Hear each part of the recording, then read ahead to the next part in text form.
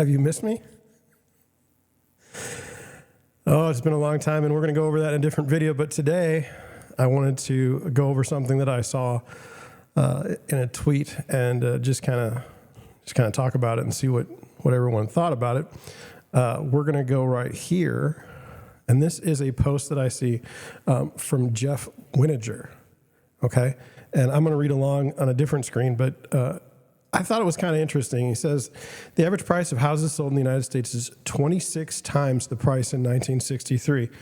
He said, keep that number in your head, 26 times the price. And he's got a nice little chart. He's got the average price in 1963 at $19,300 and today at $495,000. He says, it was 19 cents for a McDonald's cheeseburger in 1961. Today, a McDouble is like $1.99, 10 times the price. But house prices have multiplied by 26. He said, look at this TV for $795. Now you can go to Costco and get a huge flat screen for much less than this. But houses, those cost 26 times what they cost in 1963. And I looked up the TV. What would a TV cost in today's dollars? And the inflation, believe it or not, is 961% since 1960. And the price would be $8,163 for that television if you bought it today. It says this is Kroger in 1960. Grapes were 29 cents per pound. If you zoom, you can see that 3 packages of strawberries were $1 or 33 cents for a container. Is it fair to say that right now a typical package of strawberries on any given day is $4? But houses, 2,600%. And so I looked up grocery prices, and we're going to stay with that like 961% inflation number as we go throughout this. And so I looked up grapes. Grapes would be $3.01, and strawberries would be $9. The same pack of 3. It says the Chevrolet Corvair was not for rich people. It was an everyday car. Today's regular person car is something like a Toyota Corolla. I just Googled and they run $22,000 to $37,000 depending on features. A regular person car hasn't gone up 26-fold either. I looked up today's dollars, and a Corvair today, if bought in today's dollars, is $23,338. And so far, look, the narrative is not wrong. He's absolutely right. And then he says, deodorant, Q-tips, throat lozenges, toothpaste, all 66 cents in 1960. Walk into Publix or Safeway right now, and you're looking at, $2.49 for Colgate toothpaste? How come nothing, not one item on this page went up 26-fold, but house prices did? I did look at Q-tips, but I just went with the price of 66 cents, and it says it would be $6.85 today. And then this next one, it says, in the upper left corner, the crappy fan was $4.88 in 1960. You can get that fan at Walmart for $25. The ice tray was 99 cents, and it's probably still 99 cents. Look at all the rest. The prices didn't go up 2,600%. In the end, he says, don't overthink it. It's a housing bubble, a big, stinking, rotten housing bubble. People don't make 26 times what they did in 1963. This isn't toothpaste. This isn't ice trays. This is life. The situation is unsustainable. Home price deflation comes next. And so, I've been saying this for like 2 years, and no one really comes at me because what's the point, right? But it's very hard to go and, help buyers buy homes right now, knowing that prices will go down. Now, people want to buy houses. That's not a problem. It's just, they just know they're not getting a good deal right now. And as we get higher and higher mortgage rates, today we're at, I'm just going to check. The last time I did a stream, we were at 6.95% on a 30-year fix. That was in May of 2023. That was the last day of May. Mortgage rates are around 7.39% on a 30-year fixed as of the time of this recording, and I can switch that over here just so you know. It's on the Deerwood Realty website, and it's down here.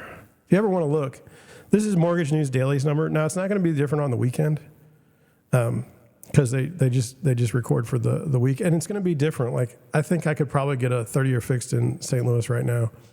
Good credit, probably at 7. So that's a national number. But anyway, I did want you to see that. So, what are we to make of this? Like, what is going on? You know, I looked up something that was kind of interesting to me. We have tuition at Harvard. I looked up tuition at Harvard. In 1960, according to the internet, it was $1,520 today, which, by the way, which would be $15,766 in today's dollars. According to the internet, right now, it's $54,269. Look, it's going to take time for things to happen. And different markets are different. So, like, if you look at Austin right now, prices are down. If you look at St. Louis, prices are pretty much the same or getting even higher. Now, we talk about there's a huge fight on this idea of affordability. Some people think affordability is related to the interest rate. So if the house is $400,000, it doesn't make any difference because if the rates are at 3%, that's not so bad, right? And then there's other people that think affordability is, well, the price is $400,000, it needs to be $200,000 at 7.5%, 8%. So there's not even an agreement there. There's also not an agreement on what is inventory. And I know that sounds strange, but the argument has been put forth that a short-term rental, okay, takes away the opportunity for someone to buy a house. But that isn't really recorded in the numbers, okay? So people say we need to build more units. Well, we have all these units that people are renting and not owning. So what is going on there, and how does that shake itself out? Now, there's an argument currently that says that mortgage financing is the strongest and best that it's ever been.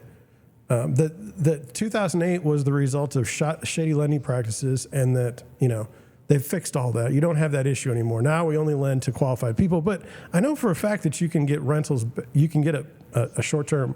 You can get a house on a short-term for a short-term rental. Using just the cash flow. What's going to happen when those eat it? Some people say they're not going to eat it. It's going to be great. Everything's going to be fine. I put in a title of today's show as simply the unsustainable rise of home prices, why the current housing market can't last. And I am here to say that I don't believe that prices can stay this high. Now, you say, well, then, John, why are you helping people still buy houses? Well, that's my job. Like, that's what I do. Like, people want to buy houses, I help them buy houses, and when people want to sell houses, I help them sell houses. That's just the way it is. Now, the only inventory I'm seeing, or most of the inventory, is, you know, people have died, people getting divorces. That's what's out there. It's not great. The inventory that we do have is terrible. Now, you know, is there going to be this huge crash? Okay. Well, then you get into this issue where we're defining what a crash is. Well, what's a crash? Prices lose 20%. You know, home prices lose 20% of their value overnight. Not likely. Not likely. Not overnight. It's this slow, painful march. And it's just, I mean, it's like the slowest moving train wreck I've ever been a part of. I saw what happened during the pandemic, and I know what people were thinking. They were thinking, why do I want to be close to all these people when I can live out in the country and not have to be close to anyone? I can be safe. My family can be safe. I don't have to go to work anymore. I mean, I can just do work from home. Everything's fine. You know, and it's like, well, what changed? It's like, well, time. You know, time. Time changed. We're doing things differently now.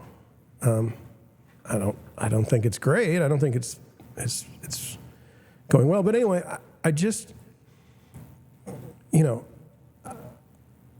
I don't want to be like, I don't want to have one of those channels where I'm like, oh, the housing market's going to crash, you know, get out now, sell. I don't want to be that way.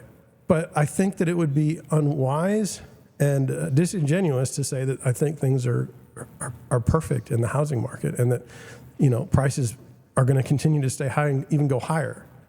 You can see that on Twitter as well. You can see this one guy who is just the Baghdad Bob of housing. Every day I see what he writes, and it's just unbelievable. So anyway, I wanted to put that out. I hope you have a good rest of your day. If you like the video, please, hit the like button, and I would appreciate that. But that's where I'm at today. Hope you have a good rest of your day wherever you are, and I will catch you on the next one.